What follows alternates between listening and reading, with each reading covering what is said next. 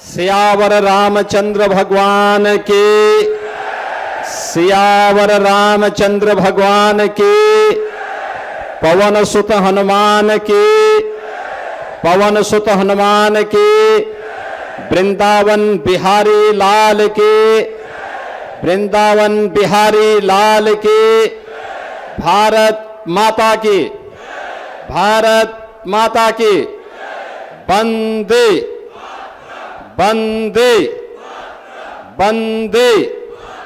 नमः पार्वती पतिये हर हर।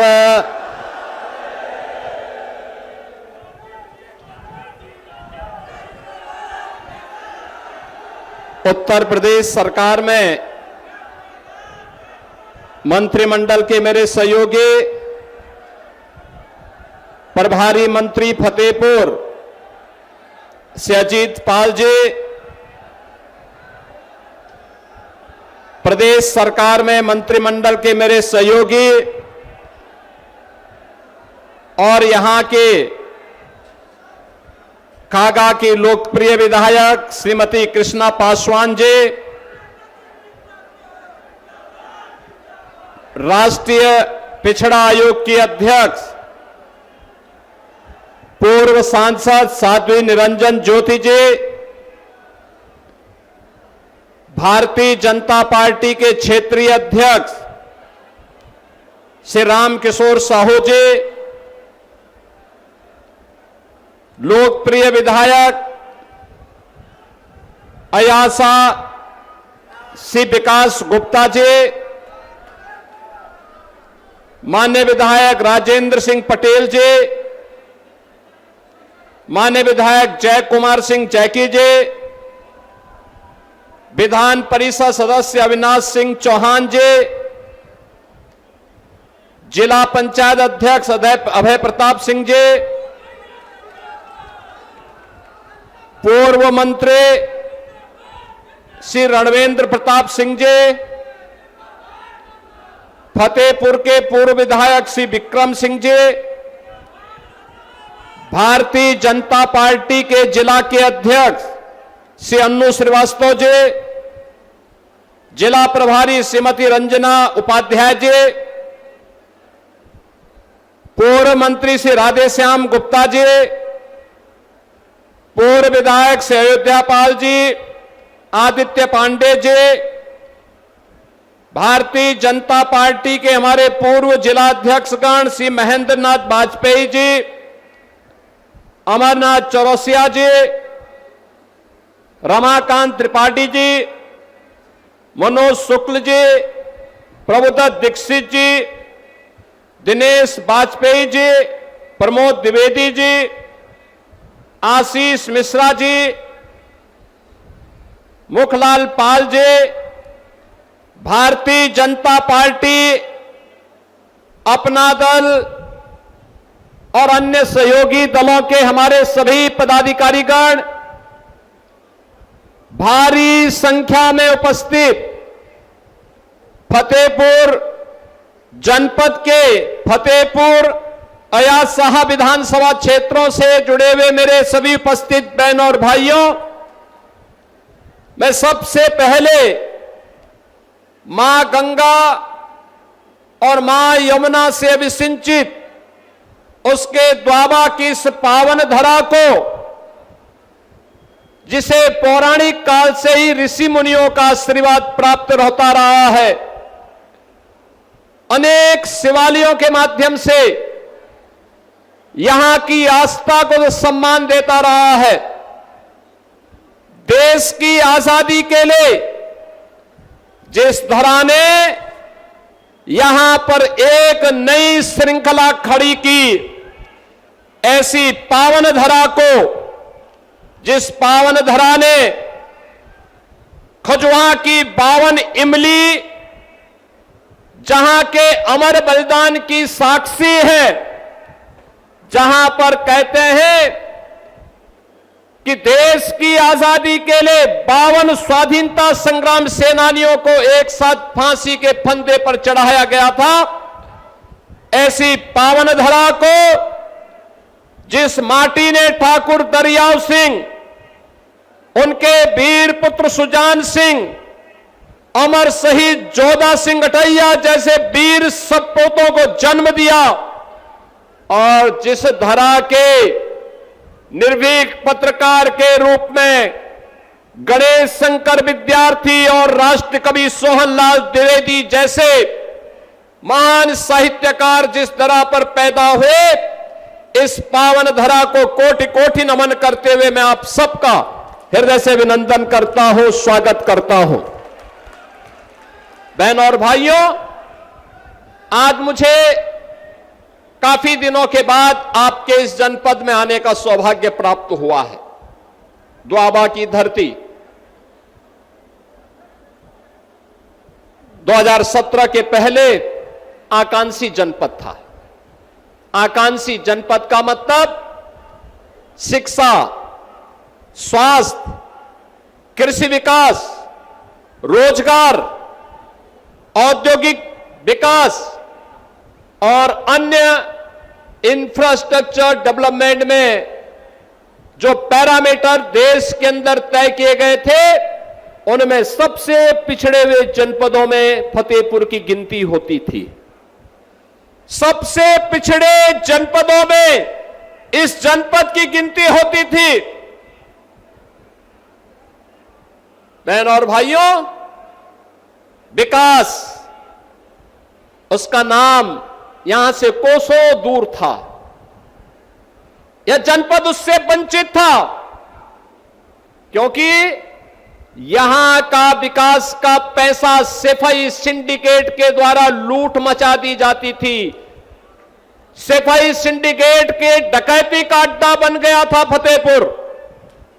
फतेहपुर की योजनाओं को वहां पर सेफई के अंदर नाच गानों में खर्च कर दिया जाता था, उनके विदेश दौरे पे खर्च कर दिया जाता था।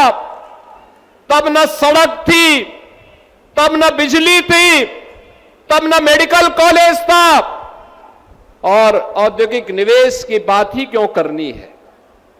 उस प्रकार का वातावरण ही नहीं था। बड़े अजीब सी स्थिति थी। कानपुर का औद्योगिक क्षेत्र एक ओर, प्रयागराज का औद्योगिक क्षेत्र दूसरी ओर, एक और मां गंगा, एक और मां यमुना, लेकिन फतेहपुर पिछड़ा जनपद था। विकास के पायदान पर पीछे, न विकास की सड़कें थी, न स्वास्थ्य की सुविधाएं थी, न औद्योगिक निवेश था, और नौजवानों के सामने पहचान का संकट। नौजवान की नौकरी पे ये सेफई सिंडिकेट डकैती डालता था। एक नौकरी निकलती थी, उस नौकरी के लिए चाचा भतीजे की जोड़ी वसूली करने के लिए निकल पड़ती थी। याद करिए, 2012 से लेकर के 2017 के बीच में जितनी भर्तियां निकली सब विवादित हुई। कहीं भी मेरिट का ख्याल नहीं रखा गया, कहीं भी योग्य लोगों को नौकरी नहीं मिली। 2017 के बाद प्रधानमंत्री मोदी जी के नेतृत्व में जो परिवर्तन हुआ, आज वो आप सबके सामने है। अकेले यूपी में हम लोगों ने पिछले 9-9.25 वर्ष में 9 लाख से अधिक यूपी के नौजवानों को सरकारी नौकरी यूपी राज्य सरकार के अधीन उपलब्ध करवाई है। आज जब मैं देखता हूं यूपी के अंदर कोई नौकरी का नियुक्ति पत्र वितरित करता हो, यूपी पुलिस हो, शिक्षकों की भर्ती हो, अधीनस्थ सेवा चयन आयोग के माध्यम से अभियंताओं की भर्ती हो, या Uttar Pradesh public service commission के माध्यम से होने वाली कोई भी भर्ती हो, नियुक्ति पत्र में मुझे अब फतेहपुर के नौजवान भी दिखाई देते हैं और फतेहपुर के नौजवान भी बड़े गर्व के साथ आकर के सीना तान करके अपनी योग्यता के अनुसार नियुक्ति पत्र प्राप्त करते हैं। तो मुझे अच्छा लगता है कि फतेहपुर का नौजवान भी नियुक्ति पत्र प्राप्त कर रहा है। आज बहनों और भाइयों, अगर विकास की योजना की बात होती तो सड़क हो, पुल हो, फ्लाईओवर हो, ब्रिजेज हो, बिजली हो, निवेश हो, हॉस्पिटल हो, मुख्यमंत्री कंपोजिट विद्यालय हो या मेडिकल कॉलेज के निर्माण का कार्य, अब वह आपके जनपद में होता है। और फतेहपुर में पहले क्रांतिकारी होते थे, फतेहपुर में पहले स्वाधीनता संग्राम होते थे। याद करिए, यही के निर्भीक पत्रकार गणेश शंकर विद्यार्थी के नाम पर कानपुर का मेडिकल कॉलेज बन गया, लेकिन फतेहपुर वंचित था। और फतेहपुर में हम लोगों को यह सौभाग्य जाता है कि हम लोगों ने अमर शहीद जोधा सिंह अटैया ठाकुर दरियाव सिंह के नाम पर आपके फतेहपुर में मेडिकल कॉलेज दिया है। और मेडिकल कॉलेज आज यहां की स्वास्थ्य की सुविधा का एक महत्वपूर्ण केंद्र बिंदु बना हुआ है। अब बेहतरीन कनेक्टिविटी है और अब तो औद्योगिक क्षेत्र भी आपके फतेहपुर के अंदर तैयार हो रहा है। मैं यहां देख रहा था अभी प्रदर्शनी को, कितनी अच्छी प्रदर्शनी थी, कितना पोटेंशियल है।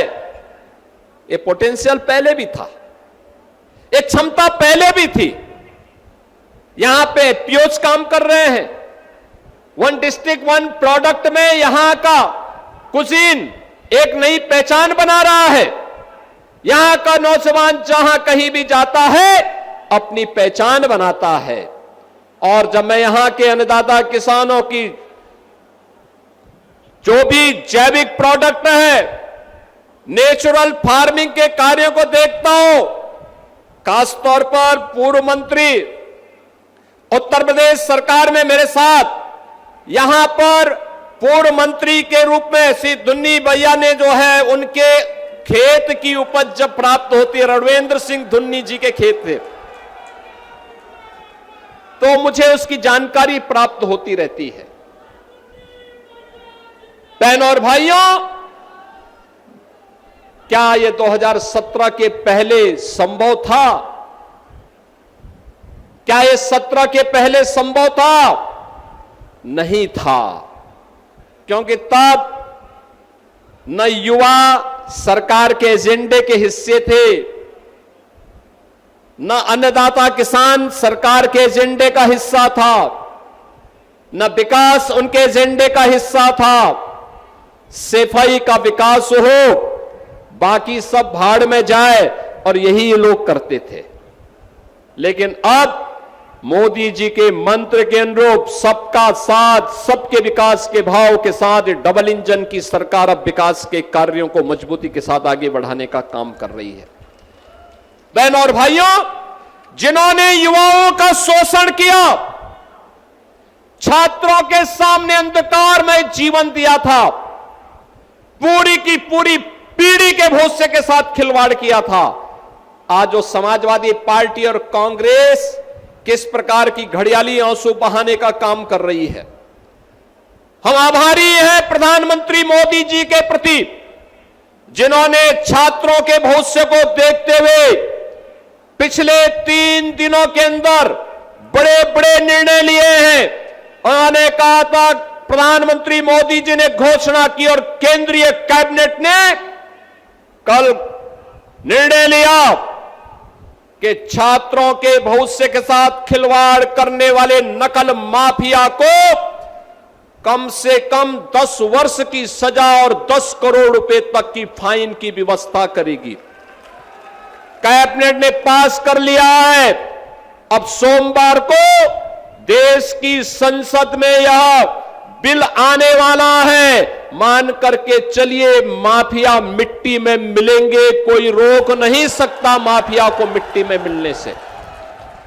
ये नकल माफिया, ये कांग्रेस और समाजवादी पार्टी की विरासत है।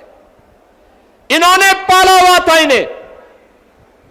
यही लोग पालते थे। और आज कैसे फिर सामने आकर के अपना चेहरा दिखा रहे हैं।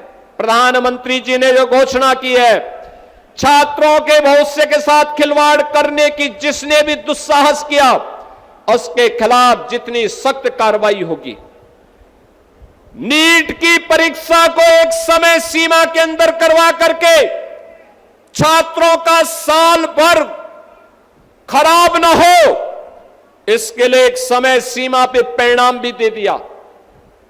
यह सच था कि नीट की पहली परीक्षा में लीकेज हुए थे, प्रश्न पत्र लीक कराए थे कुछ माफियाओं ने, उनकी गिरफ्तारी हुई। और कल आपने देखा होगा नेशनल टेस्ट एजेंसी जो थी एनटीए के 37 अधिकारियों को बर्खास्त कर दिया गया। सेवाएं हमेशा के लिए समाप्त,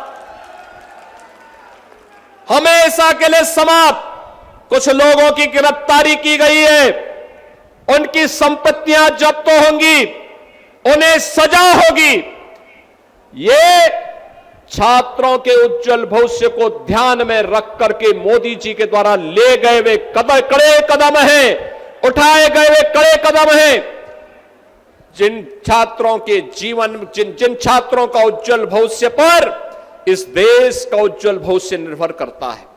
और मैं प्रधानमंत्री मोदी जी के द्वारा उठाए गए इन कड़े कदमों का हृदय से स्वागत करता हूं, उनका अभिनंदन करता हूं और आभार व्यक्त करता हूं कि प्रधानमंत्री जी, आपने छात्रों के लिए, आपने युवाओं के लिए पिछले 12 वर्ष में अनेक कदम उठाए हैं।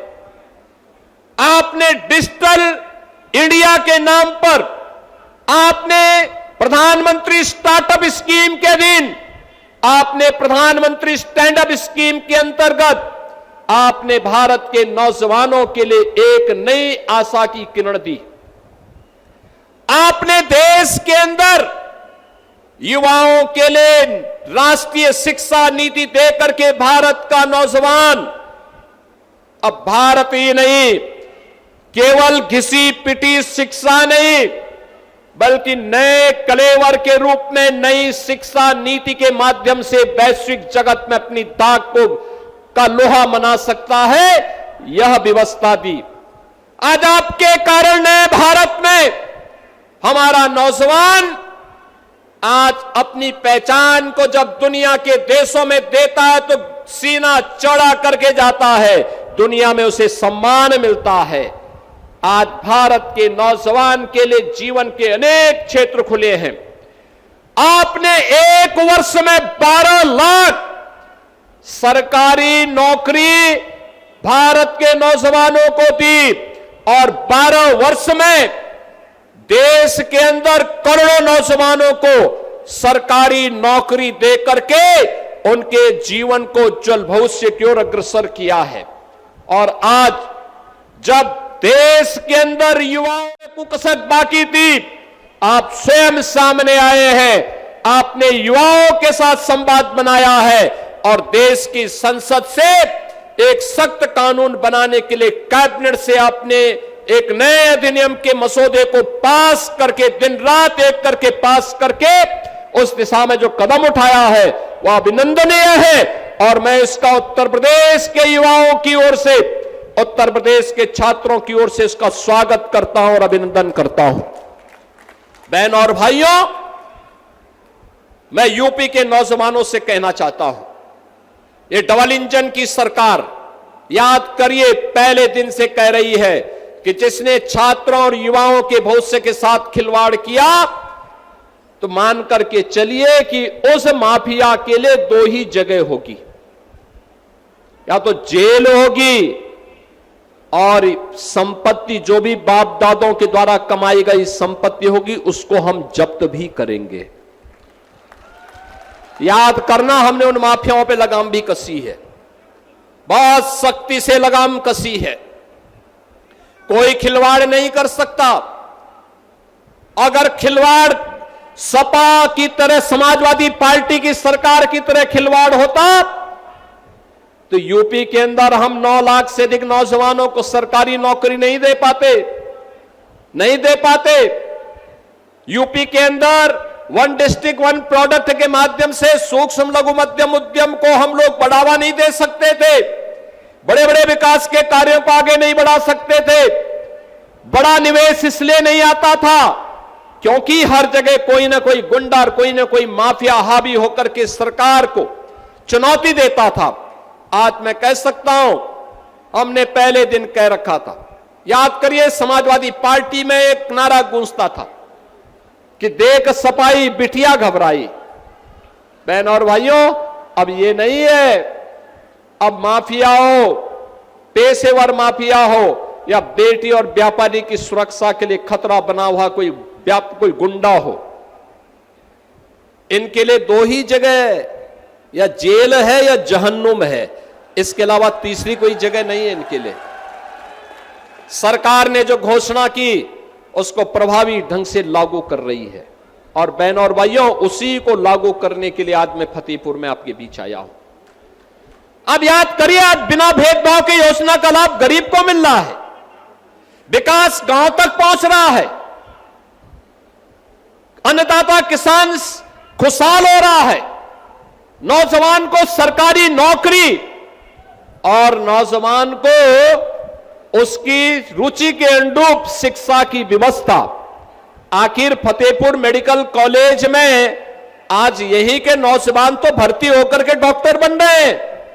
याद करिए 2027 में जब यहां का बैच निकलेगा, वह भी कहेगा कहां से आपने लिया है, कहेगा फतेहपुर मेडिकल कॉलेज से मैंने अपनी डिग्री ली है, नाम फतेहपुर का आएगा। अब फतेहपुर आकांक्षी नहीं रहा, अब फतेहपुर यूपी के विकास यात्रा का सहभागी बनकर के बराबर में भागीदार बन रहा है और फतेहपुर भी प्रधानमंत्री जी के विकसित भारत की संकल्पना का सारथी बनकर के आगे बढ़ रहा है। बहन और भाइयों, उसी प्रक्रिया के साथ जोड़ने के लिए आज मैं यहां पर 2 विधानसभाओं के विकास की इन परियोजनाओं के साथ आपके बीच में आया हूं। ये विकास की परियोजनाएं जिन 2 विधानसभा क्षेत्रों से जुड़ी हुई है, फतेहपुर की और यासा की। अयासा में हमारे विधायक श्री विकास गुप्ता है।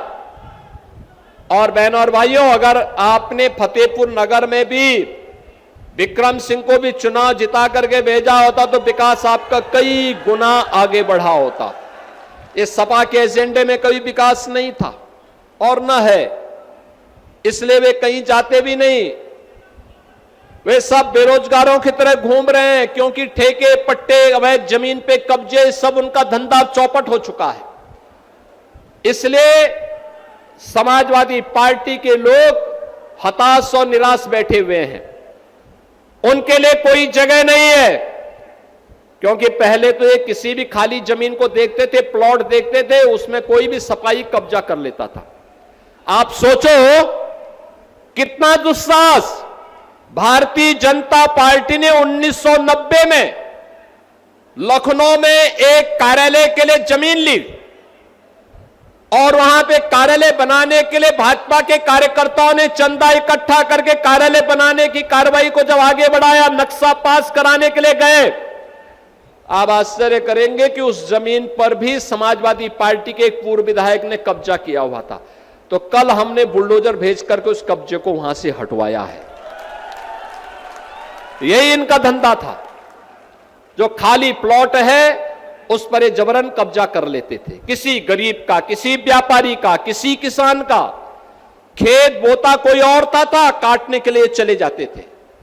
अब करेंगे तो इनको मालूम है कि इसका खामियाजा क्या भुगतना पड़ेगा। और इसलिए बहनों और भाइयों, समाजवादी पार्टी की विकास में कोई रुचि नहीं है, नौजवान के रोजगार में कोई रुचि नहीं है, गरीब कल्याण में कोई रुचि नहीं है। याद करिए ना, आज गरीब को फ्री में राशन की सुविधा का लाभ, गरीब को फ्री में आवास की सुविधा का लाभ, गरीब को फ्री में 5 लाख रुपए की आयुष्मान भारत की सुविधा, गरीब के घर में रसोई गैस का चूल्हा, हर गरीब के लिए सुविधा है। तो किसान के लिए भी मुख्यमंत्री कृषक दुर्घटना बीमा योजना है और किसान ही नहीं बल्कि सह किसान के लिए भी है और उसके परिवार के लिए भी सुविधा है। अगर दुर्भाग्य से किसी आपदा की चपेट में आ गया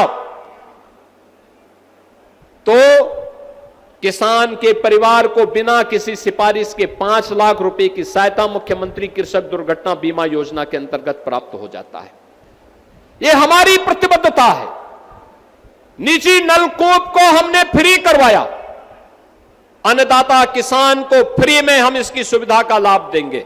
और बहनों और भाइयों, फ्री में जल की उपलब्धता, उनके बिजली बिल 3,000 करोड़ रुपए का सालाना आता था, हमने कहा किसान नहीं देगा, ये हम लोग देंगे। आज हम उनके किसानों की निजी ट्यूबवेल के भी बिजली बिल का भुगतान उत्तर प्रदेश सरकार कर रही है। बहनों और भाइयों, अच्छी सरकार आती है तो बिना भेदभाव की योजनाओं का लाभ आपको उपलब्ध करवाती है, और अच्छी सरकार आती है बिना भेदभाव के विकास की योजनाओं को आगे बढ़ाती है। जो बात यहां पे विकास गुप्ता जी कह रहे थे, जो बात यहां पे कृष्णा पासवान जी कह रही थी, जो बात यहां पे साध्वी निरंजन ज्योति जी कह रही थी, और जो कार्य यहां पे हमारे विधायकगण श्री राजेंद्र पटेल जी, श्री जैकी जी, इनके द्वारा कराया जा रहा है, ये इसलिए क्योंकि इनके द्वारा पैरवी होती है। ये लोग जब फतेहपुर में रहते हैं तो अपने क्षेत्र में जनता के विकास के कार्यों के लिए लगातार प्रयास करते हैं, विकास की योजनाओं को, गरीब कल्याणकारी योजनाओं को उन तक पहुंचाने का काम करते हैं। लेकिन जब यहां से लखनऊ आते हैं तो लखनऊ में लगातार अपने क्षेत्र की पैरवी करते हैं, फतेहपुर के विकास के कार्यों को आगे बढ़ाने का काम करते हैं। ये प्रयास का परिणाम है। और अभी तो ये दो विधानसभाओं के लिए हम लोग यहां पर आज आए हैं।